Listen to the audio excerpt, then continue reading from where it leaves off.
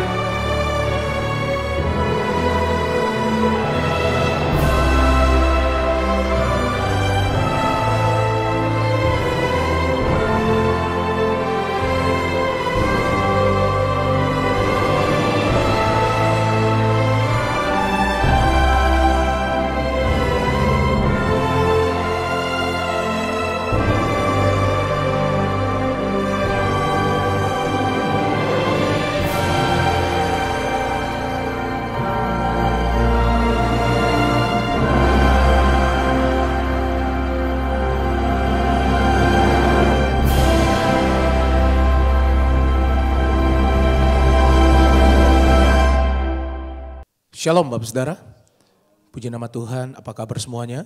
Saya percaya semua dalam keadaan baik dan luar biasa. Berjumpa kembali dengan kami di Menara Doa pada hari ini. Nah Bapak Saudara yang ada di Holy Spirit Room dan juga Bapak Saudara yang mengikuti secara online. Mari kita siapkan hati, kita minta biarlah Tuhan melawat kita bersama-sama hari ini. Mari kita akan berdoa Bapak Saudara. Kami bersyukur ya Tuhan untuk hari ini. Kami datang kembali, kami percaya Tuhan Engkau baik buat kami.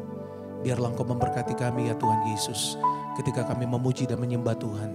Kau hadir, Kau lawat kami, Kau jamah kami ya Tuhan. Pimpin menara doa kami ini ya Tuhan. Dari awal sampai pada akhirnya. Biarlah kuasa Roh Kudus-Mu ya Tuhan menaungi seluruh kehidupan kami. Biarlah Engkau bertata di atas doa pujian dan penyembahan kami. Dan Tuhan Engkau berbicara lewat firman-Mu. Terpujilah Tuhan di dalam nama Tuhan Yesus. Haleluya. Siapkan hati kita bersama-sama Bapak Saudara. Ini doa kami ya Tuhan. Engkau baik buat kami Bapa. Saat ku dalam kesesakan, yang ku harap hanya Kau Tuhan. Saat badai hidup menerpa, masih ada Tuhan bagiku. Saat semua jalan tertutup, tiada yang sanggup menolong. Saat badai tercurah, masih ada Tuhan bagiku. Penolongku hanyalah diri-Mu, penghiburku hanya Engkau Bapa-Ku, selalu menyertai hidupku. Kau Bapa-Ku yang setia. Ini doa kami, katakan haleluya. Saat ku dalam kesesakan, yang ku harap hanya Kau Tuhan. Saat badai hidup menerpa, masih ada Tuhan bagiku. Saat semua jalan tertutup, tiada yang sanggup menolong. Saat air mata tercurah, masih ada Tuhan bagiku. Sembah Tuhan, haleluya.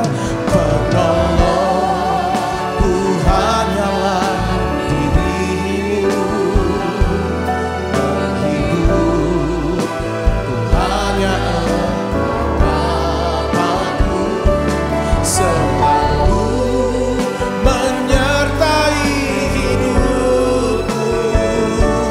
Kau Bapa-Ku yang setia, haleluya. Penolongku hanyalah dirimu, penghibur ku hanya Bapa-Ku, selalu menyertai hidupku. Kau Bapa-Ku yang setia, haleluya. Penolongku hanyalah dirimu, penghibur ku hanya Bapa-Ku, selalu menyertai hidupku. Kau Bapa-Ku yang setia. Tuhan, terima kasih, Engkaulah penolong dalam hidup kami. Kami datang ya Tuhan, kami bawa seluruh kehidupan kami. Kami percaya Tuhanlah satu-satunya jalan dalam kehidupan kami. Engkau yang selalu menolong kami ketika kami mengalami masalah-masalah yang sulit dalam hidup kami. Kami datang kepadamu ya Tuhan Yesus, haleluya. Buka kedua tangan kita, sembah Dia, haleluya. Penolongku hanyalah dirimu, penghibur ku hanya Bapa-Ku, selalu menyertai hidupku. Kau Bapa-Ku yang setia.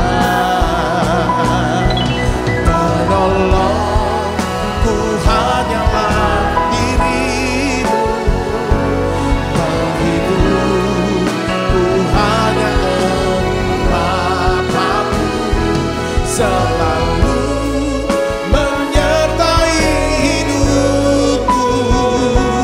Kau Bapa-Ku yang setia. Penolongku hanyalah dirimu, penghibur ku hanya Engkau Bapa-Ku, selalu menyertai hidupku. Kau Bapa-Ku yang setia. Penolongku hanya dirimu, penghibur ku hanya Engkau Bapa-Ku, selalu menyertai hidupku. Kau Bapa-Ku yang setia. Kau Bapa-Ku yang setia. Kau Bapa-Ku yang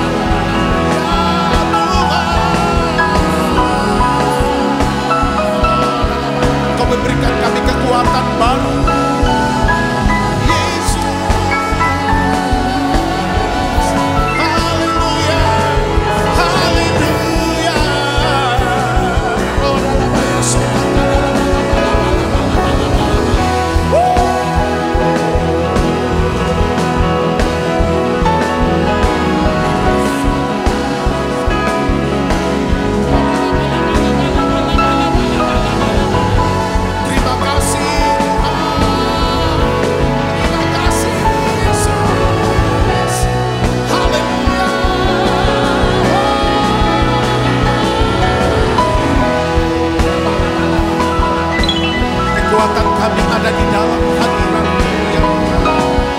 Kami ada ya Tuhan hari ini karena Tuhan memberikan kami kekuatan untuk menghadapi setiap proses dalam hidup kami. Haleluya.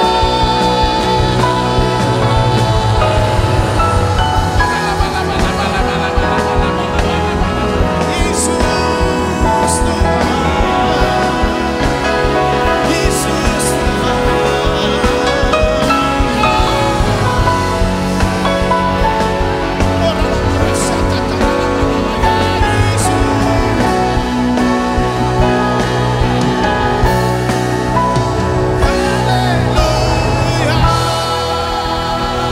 mari berdoa dalam berbahasa roh Bapak Saudara. Kita dalamnya syatakan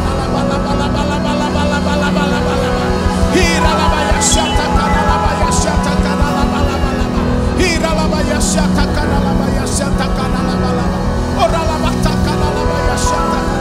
Haleluya. Haleluya. Alabaya syatakan alabaya syatakan alabaya. Makasih Tuhan. Makasih Tuhan. Makasih Tuhan Yesus. Makasih Tuhan. Ku kan berdiri di tengah badai dalam kekuatan yang Kau berikan. Oh sampai kapanpun ku kan bertahan karena Yesus selalu menopang. Ku kan berdiri di tengah badai dalam kekuatan yang Kau berikan.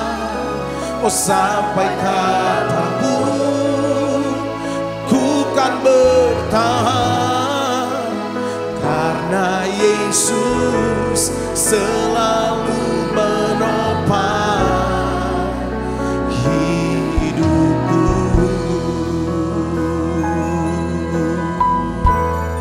Haleluya. Engkaulah perisaiku saat badai hidup menerpaku. Firman-Mu di dalamku tenangkan jiwaku.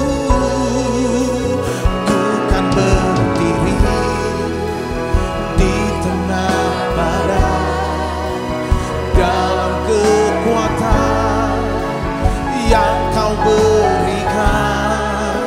Oh sampai kapanpun ku kan bertahan karena Yesus selalu menopang.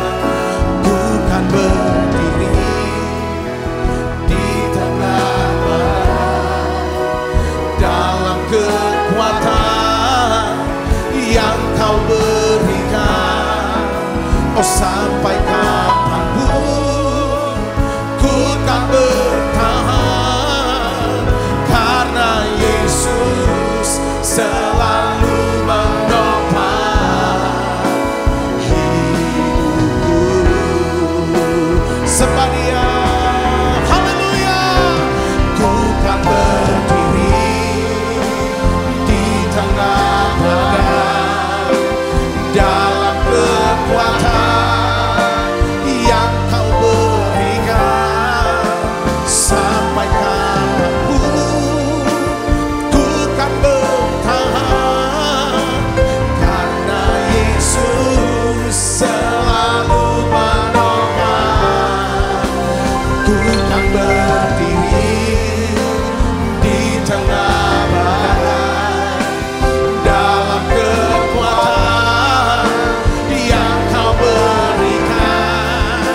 Oh sampai kapanpun ku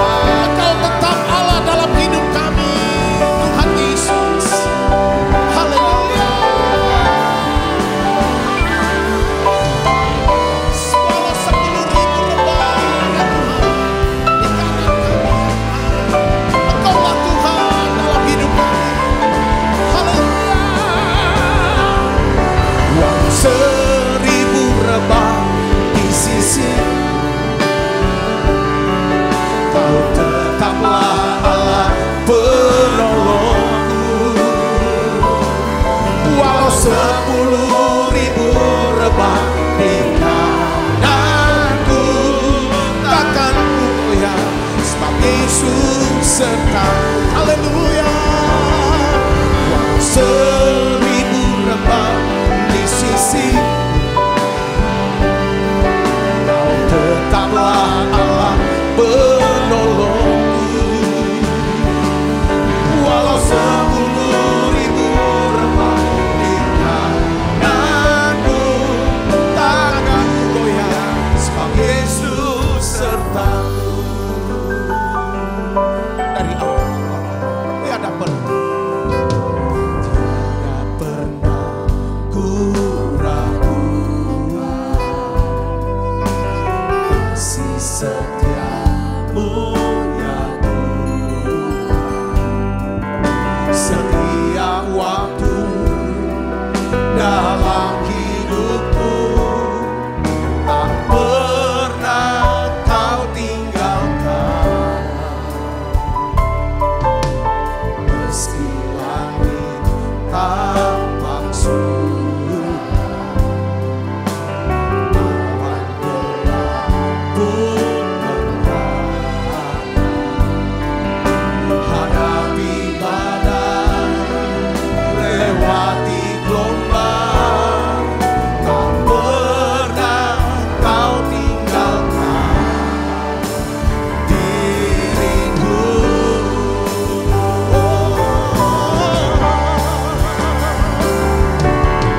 1000 rebah di sisiku, Kau tetaplah Allah penolongku.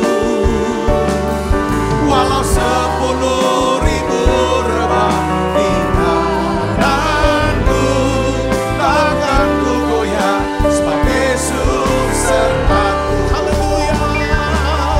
Walau 1000 rebah di sisiku, Kau tetaplah Allah penolongku. Walau 10.000 rebah di kananku, takkan ku goyah, sebab Yesus sertaku. Bapa, dalam nama Yesus terima kasih. Kami mau katakan Engkau baik ya Tuhan. Engkau baik, Engkau sangat baik, Engkau sangat mengasihi kami. Terima kasih Tuhan, tidak lupa, tidak henti-hentinya kami ingin mengatakan terima kasih untuk keselamatan. Terima kasih ya Tuhan untuk panggilan-Mu dalam hidup kami. Terima kasih Tuhan, Engkau boleh menyingkapkan terus diri-Mu sehingga kami makin kenal Tuhan. Lebih lagi, satu kerinduan hati kami ya Tuhan, kami ingin kenal Tuhan. Karena selain Tuhan tidak ada yang lain. Kami rindu Tuhan. Biarlah Tuhan terus penuhi kami dengan segala kebaikan-Mu. Penuhi kami dengan segala kebaikan-Mu, kemurahan-Mu Tuhan. Aku berdoa Bapa dalam nama Yesus, penuhi kami Tuhan. Penuhi kami Tuhan dengan urapan kasih-Mu. Ya Tuhan, urapan kasih yang membuat kami, ya Tuhan, memiliki ya Tuhan iman untuk percaya. Ya Tuhan, untuk kami bisa sabar menantikan pertolongan-Mu. Kami bisa terus berbuat baik ya Tuhan. Berbuat baik ya Tuhan. Kami butuh ya Tuhan, penuhi kami dengan kebaikan-Mu ya Bapa. Penuhi kami dengan segala kebaikan-Mu ya Tuhan. Jauhkan ya Tuhan dari hati yang jahat, pikiran yang jahat, perkataan yang jahat ya Tuhan. Tuhan, basuh setiap kami dengan darah-Mu yang kudus. Mari doa saudara, bila doa. Baik saudara yang ada secara online di rumah, maupun saudara yang ada di Holy Spirit. Mari berdoa, minta Tuhan penuhi kami dengan kebaikan, kemurahan-Mu ya Bapa, kekudusan-Mu ya Tuhan. Oh ya laba. Penuhi Tuhan, penuhi ya Tuhan. Wah, penuhi ya Tuhan, jamah jamah tiap hati kami. Jamah ya Bapa. Sekalipun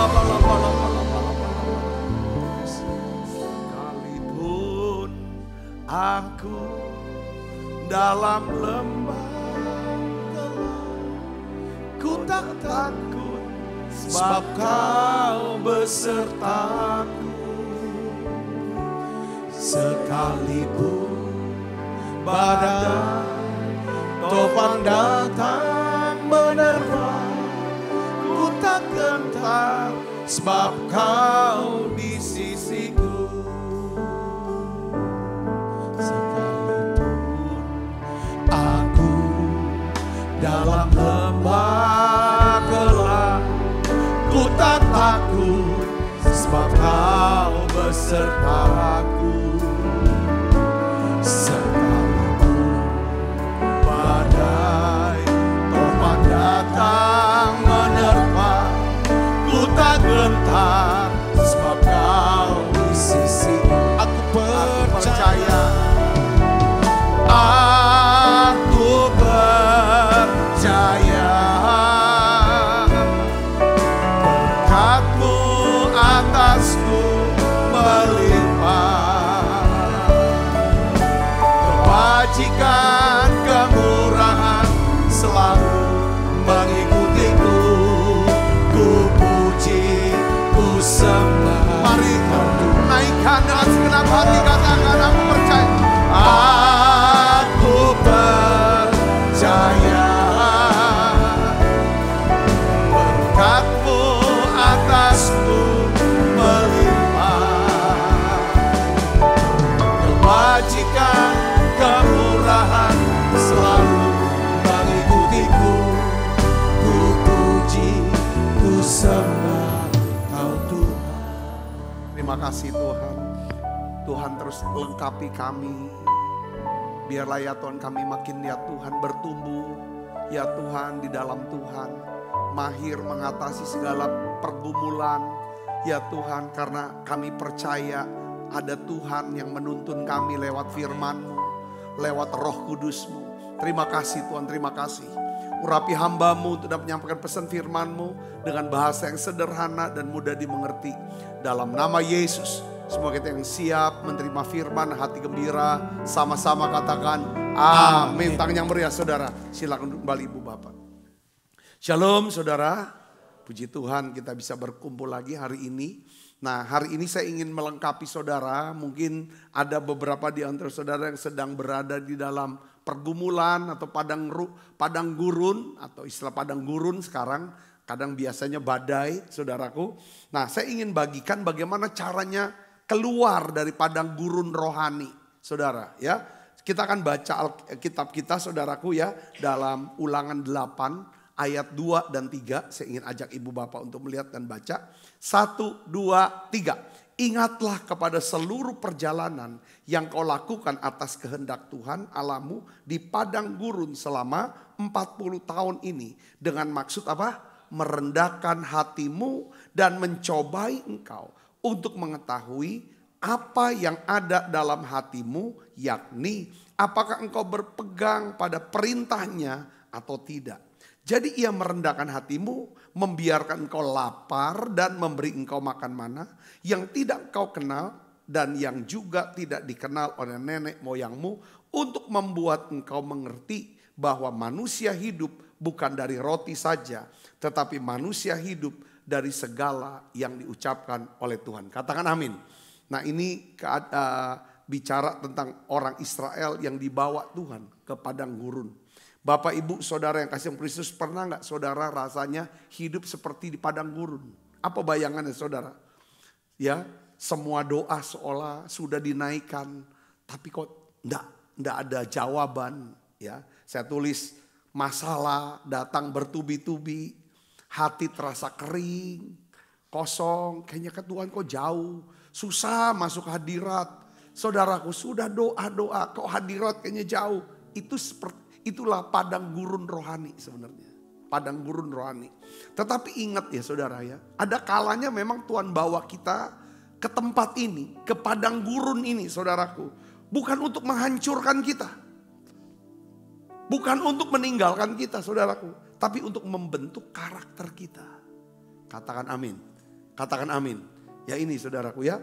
Nah ada beberapa hal yang kita ingin belajar hari ini saudara. Tentang tujuan daripada Tuhan bawa kita ke padang gurun. Pasti dalam hidup kita pernah. Tiap-tiap kita ngalami kok kering bener.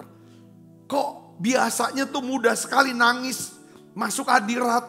Kok ini gak dapet gitu kosong. Saudara pernah ngalami gak di sini? Saya sih pernah ngalamin. Pernah ya? Pernah iya. Iya saya nggak mengalamin. Ini padang gurun saudaraku ya. Tapi kalau kita baca ulang lagi ya. Ulangan 8 ayat 2 dan 3. Ya, tujuan Tuhan itu adalah apa saudara? Di sini katakan untuk merendahkan hatimu. Ya, untuk mencobai engkau. Ya, untuk mengetahui apa yang ada dalam hatimu. Nah ini Tuhan bicara selalu hati. Bukan soal seberapa banyak. Ya saudara, tangan kita ini terisi dengan pencapaian-pencapaian. Tuhan tuh banyak tuh mau lihat hati kita. Bukan tangan kita ini. Wah Pak ini sudah punya jemaat sekian. Sudah punya aset sekian. Karena Tuhan cuma lihat, aku mau lihat hatimu itu. Apakah engkau berpegang pada perintahku atau tidak? Ya kan? Tujuan padang gurun adalah untuk merendahkan hatimu. Apalagi saudaraku. Jadi kerendahan hati itu diukur. Saudara, ya kan? Bukan kita pakai baju compang-camping. Saudaraku ya kan kelihatannya lusuh. Ya kan? Dikit bilang aku enggak tahu, aku enggak bisa. Ya kan supaya kelihatan rendah hati di sini adalah apakah hati kita berpegang pada perintah Tuhan. Itu yang pertama. Yang kedua adalah saudaraku untuk kita bisa mengerti bahwa manusia bukan cuma hidup dari roti kata Tuhan. Tetapi ya kan dari apa saudara? Dari segala yang diucapkan Tuhan. Ya kan saudaraku. Nah kita lihat di sini orang Israel. Ya kisah Pak orang Israel. Bangsa Israel itu sebenarnya saudaraku. Ya kan keluar dari Mesir tuh ya saudara. Berjalan di padang gurun tuh cukup 40 hari sebenarnya. Bahkan bisa ditarik lagi tuh 11 hari. Katanya saudaraku kalau jalan normal aja. Tapi karena bangsa Israel ini saudaraku ya. Rupanya di sepanjang di padang gurun tuh yang pertama tuh mereka tuh mengeluh. Marah-marah. Saudara ya kan sungut-sungut. Ya karena yang di dalamnya tuh kosong mungkin ya. Nggak ada firman saudaraku. Akhirnya apa saudara? Itu kayak seperti jadi malah sebagian daripada bangsa itu mati di padang gurun. Bukan masuk tanah perjanjian. Saudaraku Yesus ya kan. Jadi di padang gurun Tuhan biarkan mereka lapar. Lapar. Lalu apa saudara? Tiba-tiba ya kan dia berjerit sama Musa. Musa berdoa turun mana saudaraku. Tuhan tuh mau ajar bahwa hidup manusia itu. Ya kan semata-mata bukan dari sekedar kerja keras. Itu memang harus saudaraku. Tapi itu dari Tuhan yang pelihara. Yang kedua Tuhan biarkan mereka haus. Lalu Tuhan kasih air lewat apa saudara? Lewat batu karang. Saudara. Nah saya mau beritahu kepada saudara. Apa tujuannya Tuhan izinkan kita mengalami padang gurun. Kalau saudara mau jujur ya. Ada satu ayat dikatakan bahwa padang gurun tuh. Ya kan Tuhan bawa kita. Supaya kita bisa menemukan harta yang terpendam. Coba baca Yesaya 45 ayat 3 saudara. Ya kita baca sama-sama. 1, 2, 3. Aku akan memberikan kepadamu apa? Harta benda yang terpendam. Kalau harta benda yang terpendam tuh kelihatan atau tidak kelihatan saudara? Tidak kelihatan. Nggak tahu. Tapi di padang gurun saudara. Ya kan saudara? Kita bisa nemukan itu. Yang kedua adalah harta kekayaan yang tersembunyi. Saudara harus ngerti ya kata-kata ini ya. Saudara bilang ini. Benda yang tidak kelihatan. Saudara yang ada di bawah tanah. Biasanya tuh jauh lebih mahal ketimbang benda yang ada di atas. Yang kelihatan, betul gak? Yang kelihatan tuh apa saudara? Pasir, batu. Di dalam tuh bisa ada batu bara. Bisa ada emas. Bisa ada minyak saudaraku. Yang ngerti katakan amin. Nah lihat saudara, padang gurun ini firman Tuhan sendiri yang mengatakan bahwa aku akan memberikan kepadamu harta benda yang terpendam, harta kekayaan yang tersembunyi supaya engkau tahu bahwa akulah Tuhan Allah Israel yang memanggil engkau dengan Tuhan tuh sebenarnya ingin dipercaya.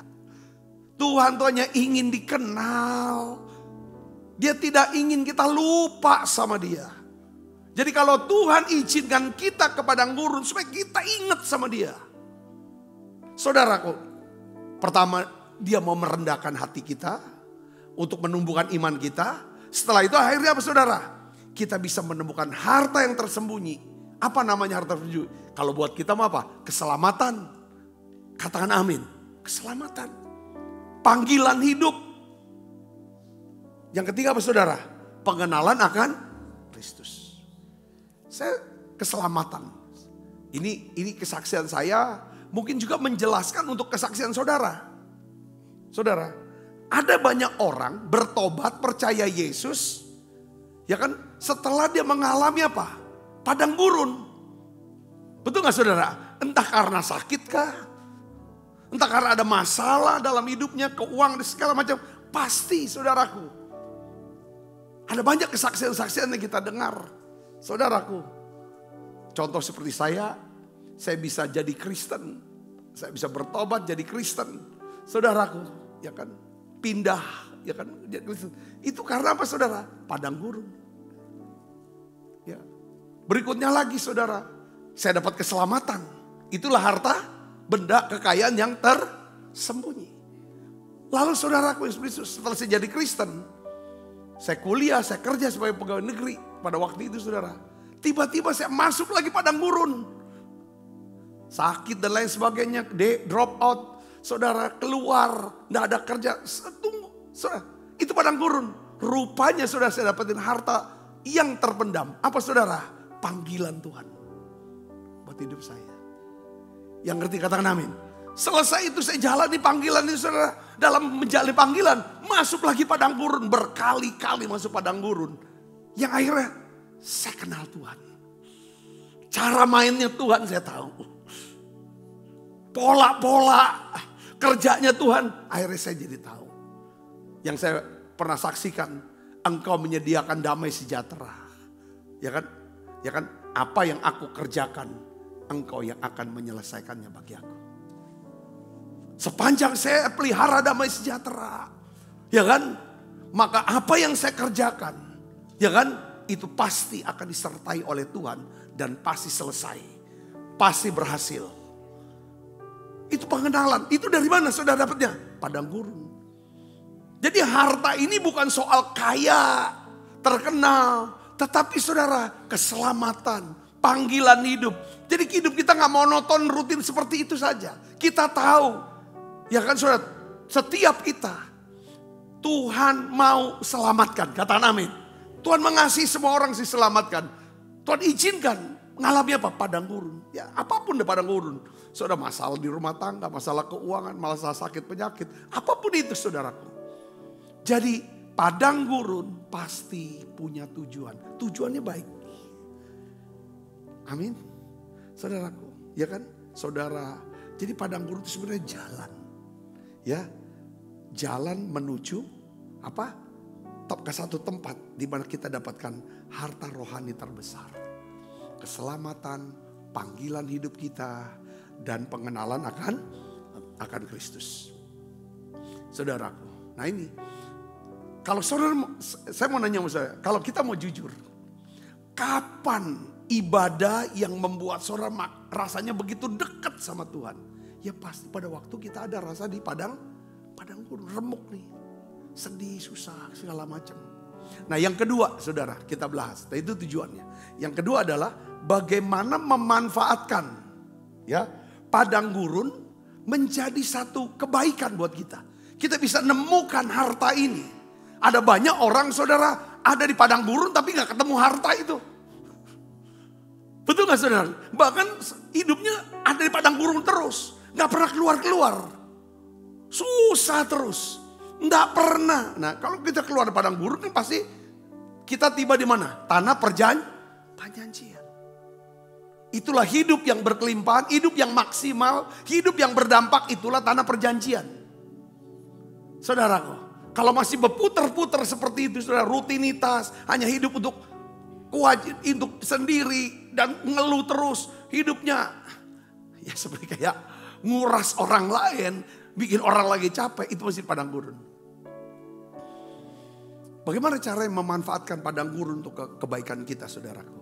Coba kita baca Kidung 3 ayat 6. Kidung 3 ayat 6. Kita akan baca sama-sama, saudaraku. Bagaimana memanfaatkan padang gurun, saudara. Ya, kita baca. 1, 2, 3. Apakah itu yang membumbung dari padang gurun? Seperti gumpalan-gumpalan asap tersaput dengan harum mur dan kemenyan dan bau segala macam serbuk wangi dari pedagang. Apa maksud daripada ayat ini, saudaraku? Saudaraku, ya kan? Apa yang membumbung dari padang gurun? Yang keluar dari padang gurun itu apa, saudaraku? Gumpalan-gumpalan asap yang tersaput dengan harum mur dan kemenyan. Jadi mur dan kemenyan, saudara, ini kan dipakai untuk apa? Penyembahan. Mur dan kemenyan ini melambangkan apa, saudara? Kelemah lembutan dan iman. Katakan amin. Ini saudara, di padang gurun, saudaraku, di padang gurun sebenarnya itu akan, orang kalau udah masuk padang gurun, hasilnya saudara, itu dia makin lama jadi rendah hati, makin lembut. Lalu akhirnya aku percaya. Kapan saudara percaya bahwa Tuhan itu Allah yang menyembuhkan? Ketika saudara kena sakit dan Tuhan sembuhkan. Kata Nabi saudara, itu padang gurun. Kapan kita kenal bahwa dia Jehovah Shalom? Ketika kita begitu takutnya. Karena pergumulan terlalu berat, kita takut. Kita selalu cemas sampai gak bisa tidur. Lalu tiba-tiba ada damai sejahtera yang melampaui segala akal. Itu memelihara hati dan pikiran kita. Di situ kita kenal dia Jehovah Shalom. Ya saudaraku, aku udah takut lagi kok. Aku udah takut lagi. Aku kenal dia Jehovah Shalom. Jangan bersungut-sungut kalau di padang gurun. Tapi pakailah waktu di padang gurun untuk belajar apa? Taat, sabar, beriman. Nah, saya kasih contoh kisah Yusuf, saudaraku. Yusuf dilempar ke sumur. Saudara, ini kan padang gurun buat Yusuf. Yusuf dijual sebagai budak. Ya. Lalu Yusuf masuk ke itu kan semua padang gurun buat Yusuf. Tapi disitulah saudara tahu karakter Yusuf ditempa. Dari seorang anak manja menjadi seorang pemimpin yang rendah hati. Jadi padang gurun saudara melatih kita. Saudaraku, melatih apa? Karakter kita. Ya, kelemah lembutan, kesabaran, percaya. Katakan amin. Kalau kita mungkin masuk kategori orang yang suka mencela, gampang sekali kita menghakimi atau ngatai orang. Saudaraku, gitu aja tuh anaknya gitu, entah ini gitu-gitu. Saudara, biasanya oleh karena kasihnya, Tuhan izinkan kita masuk padang gurun. Kita kita ngalami apa yang kita celak. Supaya di sini remuk, jadi akhirnya kita berhenti. Iya. Nggak bisa lagi aku celak orang, hakimi orang. Aku pun nggak lebih baik dari dia. Jadi padang gurun itu saudara, sebenarnya itu sekolah Roh Kudus sebenarnya. Yang ngerti katakan amin. Ini dalam hidup kita jalan gitu. Nah sekarang pertanyaannya begini. Gimana caranya keluar dari padang gurun? Saudaraku. Kita lihat ya saudaraku dari Yesus. Pada waktu Yesus selesai dibaptis, Alkitab katakan Yesus penuh dengan Roh Kudus. Setelah dia penuh dengan Roh Kudus saudaraku, Alkitab katakan Roh Kudus membawa Yesus kemana? Ke padang gurun. Ya. Lalu saudara Yesus dia tinggal di padang gurun. Saudara, artinya gini saudara, saya tangkapnya gini. Ya, pada waktu yang tepat. Saudaraku, setelah selesai ini, ya memang udah waktunya. Yesus keluar dari padang gurun. Alkitab katakan saudara, coba kita perhatikan di dalam Lukas 4. Ayat 1 dan ayat 14. Perbedaannya itu apa? Ada satu perbedaan di sini. Saya garis bawahi. Kita baca sama-sama yuk. 1, 2, 3. Yesus yang penuh dengan Roh Kudus kembali dari sungai Yordan. Lalu dibawa oleh Roh Kudus ke padang gurun. Masuk padang gurun. Jadi waktu dia masuk padang gurun, Yesus penuh dengan Roh Kudus. Setelah Yesus keluar dari padang gurun, Alkitab tulis apa? Dalam apa? Kuasa Roh, kembalilah Yesus ke Galilea. Dan apa? Tersiarlah kabar tentang dia di seluruh daerah. Waktu dia penuh Roh Kudus belum tersiar kabar tentang dia di seluruh daerah. Tapi setelah dia keluar dari padang gurun, Yesus tidak lagi cuma penuh Roh, tapi apa? Dalam kuasa Roh. Apa yang menyebabkan Yesus bisa dalam kuasa Roh? Kuasa Roh ini yang membuat tanda-tanda ajaib, mukjizat, heran itu terjadi. Saudara tahu nggak apa? Saudara, di padang gurun Yesus mengatasi padang gurun bukan sekedar dengan penuh Roh, tapi dia penuh dengan apa? Firman. Setiap kali dicobai, dia selalu berkata apa? Ada tertulis. Dia nggak pakai kebenaran sendiri, dia pakai ada tertulis. Dia tunduk pada otoritas Allah. Jadi artinya apa, saudaraku? Saudara mau nggak kalau masuk padang gurun? Ya udah, kayak misalnya kita masuk SD, ya 6 tahun. Bisa nggak SD? Bisa jadi 12 tahun? Bisa. Tiap tahun ngulang. Kelas 1 nggak naik, ya kan? Ngulang, ya kan? 2 tahun, boleh itu, saudaraku. Boleh. Waktu era saya sekolah, teman saya, SD-nya, ya kan? Orang-orang 6 tahun, dia tuh 8 tahun atau 9 tahun. Karena saya ketemu dia waktu kelas 5. Zaman dulu mah nggak ada beban sekolah, nggak naikin anak, saudara. Kalau sekarang bisa jatuh ranking sekolahnya. Terus sekarang juga, saudara, kayaknya kalau dulu waktu zaman kita sekolah atau kuliah saya dulu, itu dapat B, IPK 3 itu B semua kan.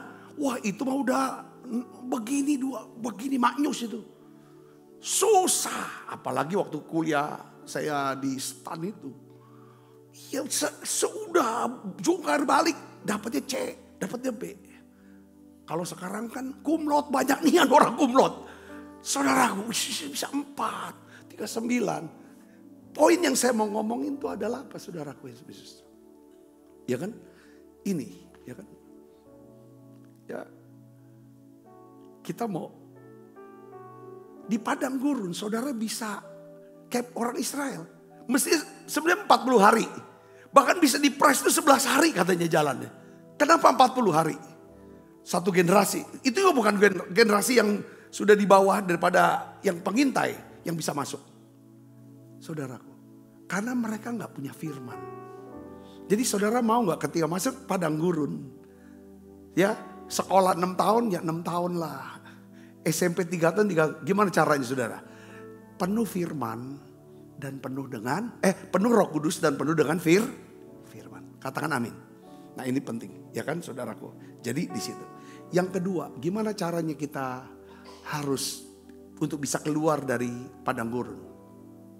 Yang kedua gini, saudara. Kalau kita dalam padang gurun, pasti sering kali kita nih badan kayaknya rasanya kerja nggak berat, tapi badan kayaknya capek. Nah, kata kuncinya ada tegang, stres. Biasanya itu, saudara. Nah, paling penting kalau saudara mau punya jiwa yang yang segar, saudara harus perhatikan dan rawat daripada fisik. Ya, yang kedua adalah saudara harus merawat fisik supaya jiwanya segar. Kalau jiwanya segar, saudara bisa gampang masuk hadirat. Nah, kisah Elia yang putus asa, saudara. Kita tahu bahwa Elia ini duduk di bawah pohon Arar. Jadi setelah dia menang di Gunung Karmel, saudara, lalu ada Ratu Isabel, Ratu Israel, istri Ahab, saudara. Dia ucapkan kata-kata untuk membunuh daripada Elia.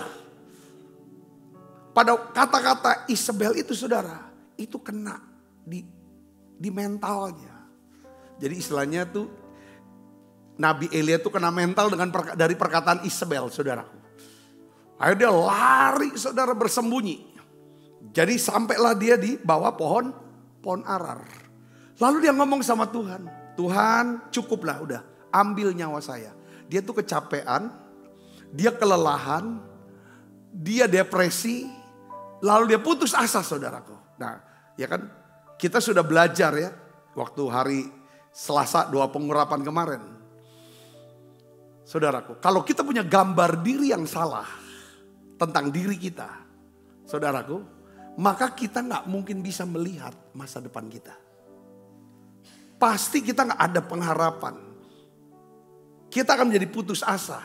Dan biasanya orang yang punya gambar diri yang salah. Saudaraku, biasanya mau cepat mati aja. Karena diri merasa tidak berguna. Nah ini yang dialami oleh Nabi Elia. Tapi kita lihat saudara terapi yang Tuhan buat sama Elia itu apa saudara? Saudara, dibuat Elia itu tidur. Yang kedua, Elia dibangunin, dikasih makan apa saudara? Dikasih makan apa? Roti bakar. Dikasih air minum. Suruh istirahat lagi. Saudara, artinya apa di sini saudara? Saya ingin beritahu, Elia dikuatkan oleh roti, ini bicara firman secara rohaninya ya. Air bicara tentang roh Kudus. Lalu istirahat fisiknya. Supaya dia mendapat kekuatan baru. Poin yang saya mau ngomongin gini. Kalau saudara sedang lagi ada masalah besar, ada di padang gurun, ya, jangan abaikan tubuhmu. Makan, minum, istirahat, dan biarkan Tuhan menyegarkan jiwa saudara. Nah tadi saudara saya baca saudara salah satu tulisan dari seorang yang berkata begini, saudara, udah ada hasil riset, ya kan, bahwa kalau kita olahraga sampai ngos-ngosan, ya kan, itu akan menurunkan level stres dan depresi kita.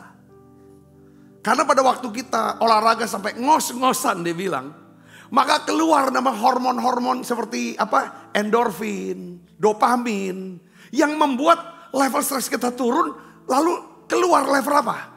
Sukacita, bahagia. Nah jadi seperti itu. Nah orang biasanya saudara kalau udah banyak masalah, dia gak mau olahraga. Dia mau diam aja, makin saudara ngamar terus, scrolling terus, itu makin berat depresinya. Roh sedih, roh duka cita itu masuk. Mendingan saudara keluar, kenain badan ke sinar matahari.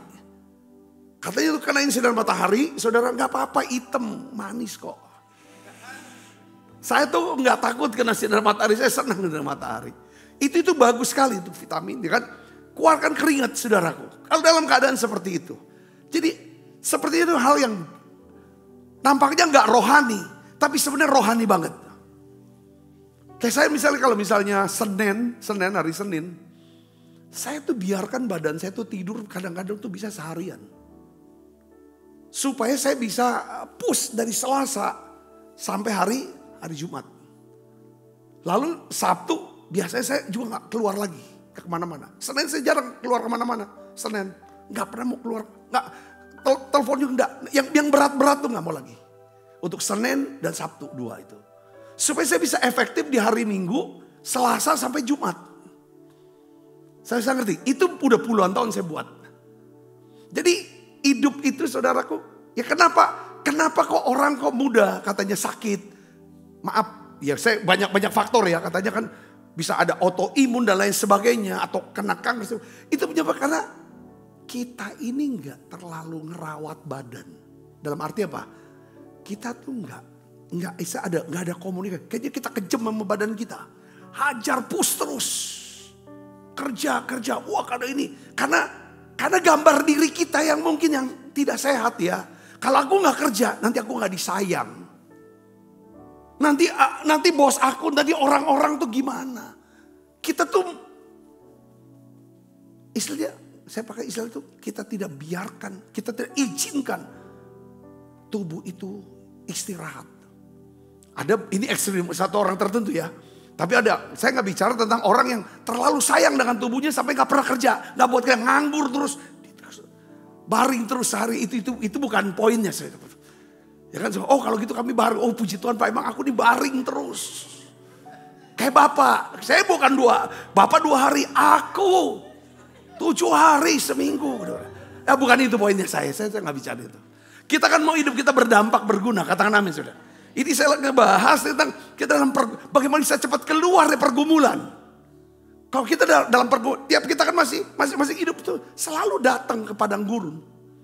Pasti datang padang gurun. Tapi kalau sudah tahu ini padang gurun, pastikan kita akan ketemu dan dapatkan harta yang tersembunyi. Katakan amin. Jangan berputar-putar lalu mati di padang gurun. Jangan. Dapat harta tersembunyi sampai ke tanah perjanjian. Yang pertama adalah apa saudara? Penuh Roh Kudus. Yang kedua penuh dengan firman. Ya, kalau sudah penuh Roh Kudus kayak Yesus tersiar kabar udah dahsyat itu dia. Padang gurun yang membuat saudara itu saudara nggak itu yang teruji. Ini bukan cuman sekedar penuh roh, tapi hidupnya penuh dengan firman. Yang kedua yang ketiga adalah tetap berbuat baik. Tetap berbuat baik. Kadang kita nih kalau lagi susah, ada padang gurun, ya kan, cenderung kita nih ego jadinya. Kita selalu cuma mikirin diri kita saja. Aku justru lagi susah. Gimana aku mau nolong kamu? Bagaimana aku mau berbuat baik? Enggak. Sekalipun saudara berada di padang gurun, jangan berhenti berbuat baik. Jangan berhenti melayani Tuhan. Jangan berhenti menolong orang lain. Katakan amin saudaraku. Jangan. Saudara jangan. Lihat Ayub. Saudara tahu Ayub. Setelah Ayub kehilangan semuanya. Ayub tidak berhenti berbuat baik. Justru setelah Ayub berdoa bagi sahabat-sahabatnya, Alkitab katakan apa? Tuhan memulihkan keadaan Ayub dan memberikan kepada Ayub 2 kali lipat dari kepunyaannya yang hilang dulu. Katakan amin. Ya, jadi jalan tercepat untuk keluar dari padang gurun adalah apa saudara? Tetap melayani Tuhan dan menolong sesama. Harus tindakan. Ya kan? Yang pertama adalah harus terus penuh roh, penuh firman. Perkataan setiap padang gurun jangan sampai kita keluar dari firman. Tetap tinggal dalam firman sesuai aturan. Kalau firman katakan serahkan pembalasan kepada Tuhan. Jangan balas, lepaskan pengampunan. Lakukan itu. Kalau kita dalam, ya kan saudara, jangan saudara aku mau polisikan, aku mau penjarain. Kalau nggak puas aku, jangan. Jangan ambil hak Tuhan. Ya kan, pembalasan hak Tuhan. Apalagi saudara, aku lagi susah, benar susah keuangan aku. Aku ini dapat rezeki ini juga untuk makan kurang. Sisihkan hak Tuhan. Tetap lakukan firman. Katakan amin saudara. Bawa perpuluhannya itu saudara. Katakan amin saudara. Terus saudaraku. Di dalam padang gurun. Jangan curi lagi hak Tuhan yang ketiga. Yaitu apa? Jangan suka ya kan. Cari validasi, pengakuan, penerimaan, sanjungan manusia. Pujian, penyembahan, kemuliaan. Itu milik Tuhan. Jangan dicuri. Di padang gurun tetap pegang firman. Paling firman apa yang saya harus pegang Pak? Apa yang menjadi hak Tuhan, jangan kita ambil. 3 hak Tuhan. Pertama apa saudaraku? Jangan ambil pembalasan. Mungkin padang gurun yang membuat saudara terpuruk karena kejahatan orang lain. Karena kesalahan orang lain. Saudara dilukai, saudara dihancurkan. Jangan ambil hak Tuhan. Mungkin padang gurun itu namanya keuangan. Jangan ambil hak Tuhan. Mungkin saudara dihina sehina-hinanya. Sama orang yang dimana saudara sudah berbuat baik dengan dia. Lalu saudara mulai bangkel orang Palembang itu. Bangkit kebaikan saudara. Itu kan pujian penyembahan yang kita mau ambil. Amin. Tetap berbuat baik. Ya, tetap berbuat baik. Mazmur 41 ayat 2 dan sampai 4 kita baca sama-sama yuk. 1, 2, 3. Berbahagialah orang yang memperhatikan orang lemah. Tuhan akan meluputkan dia pada waktu celaka. Tuhan akan melindungi dia dan memelihara nyawanya. Sehingga ia disebut berbahagia di bumi. Engkau tak akan membiarkan dia dipermainkan musuhnya. Tuhan membantu dia di ranjangnya waktu sakit. Tempat tidurnya kau pulihkan sama sekali dari sakit. Saya perhatikan saudaraku. Kalau saudara dan saya tetap berbuat baik. Dikatakan apa saudara? Waktu kita di padang gurun ini ada Tuhan yang berbuat. Saudara. ayat 2 sampai ayat 4, itulah janji Tuhan untuk saudara sekalipun engkau berada dalam padang gurun. Jangan sampai, ya kan, lupa, lepaskan, ya kan, tetap berbuat baik, tetap melayani, tetap menolong orang. Katakan amin. Jadi ingat hal ini, ada 3. Pegang janji firman Tuhan. Jangan buat keputusan saat emosi tidak stabil. Amin. Jangan ambil keputusan. Kalau udah ribut-ribut tuh teriak, cerai aja. Jangan ngomong kayak gitu, ampun. Habis dimarah-marahin sama bos, aku mau keluar saja. Jangan ambil keputusan. Betul? Amin. Ada banyak contoh-contoh dalam hidup kita. Jangan ambil keputusan, ya kan, saat emosi sedang tidak, karena nanti saudara akan nyesel. Itu namanya ambil keputusan menurut apa saudara? Kedagingan kita. Menurut pengertian kita, kebenaran kita sendiri. Sedangkan kita kan menjadi orang Kristen mau hidup berdasarkan apa saudara? Kehendak Tuhan.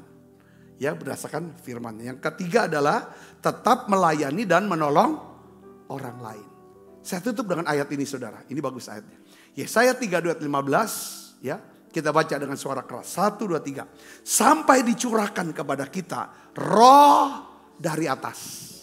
Maka padang gurun akan menjadi kebun buah-buahan. Dan kebun buah-buahan itu akan dianggap hutan. Katakan amin. Jadi ketika roh dicurahkan, saudara, maka Tuhan akan mengubah padang gurun menjadi kebun buah-buahan. Artinya apa? Kehidupan saudara kita yang ada padang gurun itu akan berubah menjadi apa? Hidup yang berdampak. Padang gurun menjadi kehidupan yang berdampak. Katakan kehidupan yang berbuah. Beri kemuliaan buat Tuhan Yesus. Yuk kita akan bangkit berdiri, kita akan sama-sama siapkan diri makan perjamuan kudus. Sekalipun aku dalam lembah kelam, ku tak takut sebab kau beserta aku. Sekalipun badai kau pandang dan menerpa, ku tak gentar sebab kau di sisiku. Aku percaya, aku percaya berkat-Mu atasku melimpah. Kebajikan, kemurahan selalu mengikutiku. Ku puji, ku sembah Kau Tuhan. Mungkin hari-hari ini saudara ada padang gurun yang kering. Biarlah saudara ingat akan pesan firman Tuhan ini. Tujuan Tuhan membawa kita ke padang gurun, yaitu untuk apa? Untuk merendahkan hati kita. Supaya kita ingat bahwa kita hidup, ya Tuhan, ditentukan oleh firman Tuhan, oleh kebaikan Tuhan. Di padang gurun Tuhan ingin kita bisa menemukan harta yang tersembunyi, yaitu keselamatan, panggilan Tuhan, pengenalan akan Tuhan lebih lagi. Hari ini Tuhan juga ajar kita untuk keluar dari padang gurun. Kita harus penuh dengan Roh Kudus dan juga kita harus penuh dengan firman Tuhan. Biarlah saudara tetap menjadi pelaku firman. Pada waktu saudara dan saya berada di padang gurun, perhatikan, rawat tubuh jasmanimu. Yang ketiga adalah tetap berbuat baik, tetap melayani, tetap menolong orang lain. Tuhan, aku berdoa dalam nama Yesus. Biarlah ya Tuhan, setiap kami yang sudah belajar firman-Mu ini, kami mau menjadi pelaku firman-Mu. Dan kami akan melihat hidup kami, ya Tuhan, yang sedang dalam padang gurun, oleh karena kuasa Roh Kudus-Mu dan firman-Mu, yang akan berubah menjadi kebun buah-buahan. Terima kasih Tuhan, hidup kami akan berbuah-buah banyak. Orang bisa menikmati kebaikan Tuhan lewat hidup kami. Kekasih Kristus, mari kita angkat tangan kita. Sebab apa yang telah teruskan kepadamu telah kuterima dari Tuhan. Yaitu buat Tuhan Yesus pada malam waktu Ia diserahkan mengambil roti. angkat roti. Dan sudah itu ia mengucap syukur atasnya. Ia memecah-mecahkannya dan berkata, inilah tubuhku yang diserahkan bagi kamu. Perbuatlah ini menjadi peringatan anak-anak saudaraku. Bukankah roti tangan kita ada persoalan kita dengan tubuh Kristus? Mari makan dalam nama.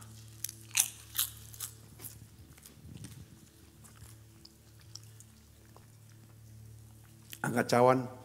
Demikian juga mengambil cawan sesudah makan lalu berkata, cawan ini adalah perjanjian baru yang dimeteraikan oleh darahku. Perbuatlah ini setiap kali kamu meminumnya menjadi peringatan anak-anakku. Saudaraku, bukankah cawan perjanjian ini yang atasnya kita ucapkan syukur ada persoalan kita dengan darah Kristus? Mari minum dalam nama. Terima kasih Tuhan. Terima kasih untuk anugerah-Mu. Haleluya. Terima kasih Yesusku, terima kasih Yesusku, puji syukur hanya bagi Tuhanku. Terima kasih Yesusku, terima kasih Yesusku, puji syukur hanya bagi Tuhanku.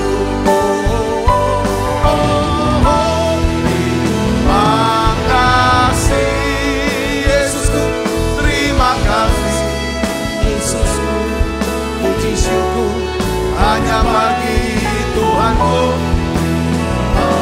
Kasih Yesusku, terima kasih Yesusku, puji syukur hanya bagi Tuhan.